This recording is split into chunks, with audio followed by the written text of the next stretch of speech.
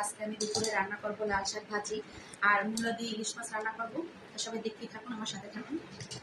শাকটা কেটে নিচ্ছি। শাকটা আগে আমি কুটে ধুয়ে রেখেছি, এখন আর কি ভাজার জন্য যেরকম কাটি সেটা দেখতে থাকুন। এটা আমি ধুয়ে রেখেছি, তবে আমি কেটে আবার ধুবো। লাল শাক কে কে পছন্দ করেন অবশ্যই আমাকে কমেন্ট করে জানাবেন। লাল শাকে প্রচণ্ড আয়রন, রক্ত হয়। লাল শাক স্বাস্থ্যের জন্য খুব ভালো। আমার লাল শাকটা কাটা হয়ে গেছে।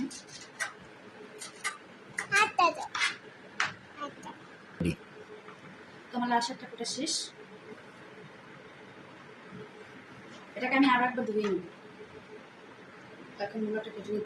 আমি এটার সাথে আলু দিই। আপনারা কারা কারা আলু দেন আমাকে বেশি কমেন্ট করে জানাবেন।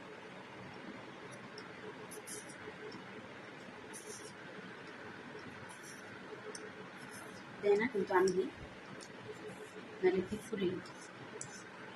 মূলের তরকারি কে কে পছন্দ করেন আর কে কে অপছন্দ করেন আমাকে একটু জানাইয়েন। ছোটবেলায় আমি মূলের তরকারি একদমই পছন্দ করতাম না, একটা অপছন্দের সবজি হিসেবে ছিল। এখন বড় হয়েছি, পর সবকিছুই ভালো লাগে, সবকিছুই খাই। স্টার্ট করি। Question. স্টার্ট।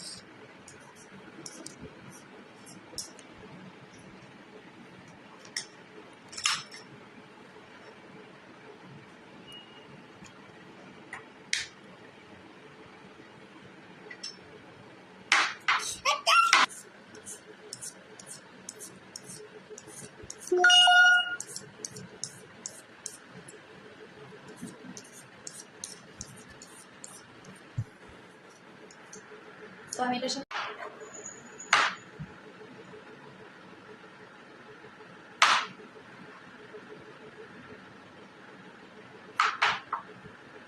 আমি এই সাইজে কেটে নিচ্ছি। দেখুন, যে যেরকম পছন্দ করেন সে সেরকমই কেটে নেবেন। এরকম কেটে দিলে তরকারিটা মজা লাগে।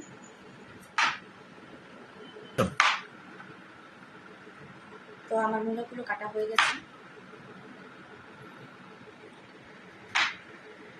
তো আমার তরকারি কাটা শেষ।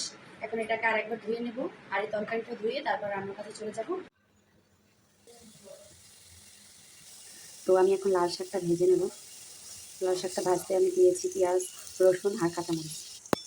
তো এটাকে এখন আমি হালকা লাল লাল করে ভেজে নেব। অনেকে আছে যারা কাঁচামরিচ, হলুদ আর লবণ দিয়ে শাকটাকে সিদ্ধ করে নেব ভালো করে, তারপরে এইরকমের বাগাতে। কিন্তু আমি একসাথে বসিয়ে দেবো, আমার দুটো ছোটো ছোটো বাচ্চা আছে, এই জন্য আমার হাতে এত টাইম নেই, তাই একসাথে আমি বসিয়ে দেবো। তো আমার এটা হালকা বাদামি কালার করে ভাজা হয়ে গেছে। এখন আমি এটার মধ্যে শাক দিয়ে দেবো। তো এখন আমি শাকে দিয়ে দেবো পরিমাণ মতন লবণ, দিয়ে দিচ্ছি পরিমাণ মতন হলুদ,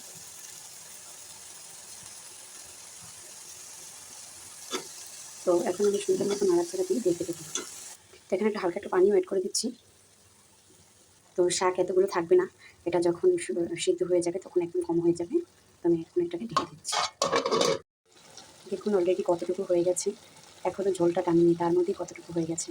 ঝোলটা টানলে একদম আরও কমে যাবে, একদম অল্প হয়ে যাবে। এখানে 3 আটা শাক, এখানে 3 আটা শাক, প্রায় এতটুকু হয়েছে। দেখুন আমার 3 আটি শাক কতটুকু হয়ে গেছে। বলেছিলাম না পানিটা টেনে গেলে একদম কম হয়ে যাবে, দেখুন কতটুকু হয়ে গেছে, একদম অল্প হয়ে গেছে। তো আমি এখন ইলিশ মাছ দিয়ে মূলা তরকারি রান্না করার জন্য ইলিশ মাছটা ভেজে নেব। তো আমি ইলিশ মাছটা ভাজার জন্য প্রথমে দিয়ে দিচ্ছি তেল। তেলটা গরম হতে থাক। মাছটা আমি আগেই মশলা দিয়ে ম্যারিনেট করে রেখেছি। আমার তেলটা গরম হয়ে গেছে, এখন মাছটা দিয়ে দিচ্ছি।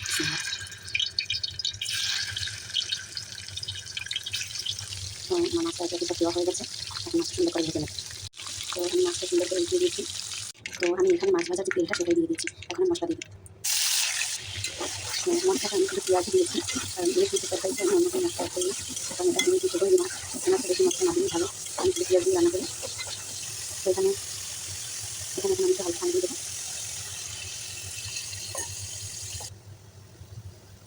দিয়ে দিচ্ছি মরিচের গুঁড়ো, পরিমাণ মতো দিয়ে দিচ্ছি। যে যেরকম ঝাল খেতে পছন্দ করেন সে সেরকম দিয়ে দেবেন। দিয়ে দিচ্ছি হলুদ, হলুদের গুঁড়ো দিয়ে দিচ্ছি। এখন দিয়ে দেবো স্বাদ মতন লবণ। এখন আমি মশলাটা সুন্দর করে কষিয়ে নিচ্ছি। তো আমার মশলাটা প্রায় কষানো শেষ। এখন আমি তরকারিটা দিয়ে দিচ্ছি। সুন্দর করে নিয়ে দেবো। এই হচ্ছে আমার মূলা। এখন আমি এটা পানি দিয়ে দেবো। আমি পানি দিয়ে দিচ্ছি। তো এখন আমি মাছগুলো দিয়ে দিচ্ছি তরকারির মধ্যে। তো আমি মাছটা দিয়ে দিচ্ছি, এখন আমি ঢেকে দেবো। এটা হচ্ছে আমার মূলা দিয়ে ইলিশ মাছ তরকারির ফাইনাল লুক।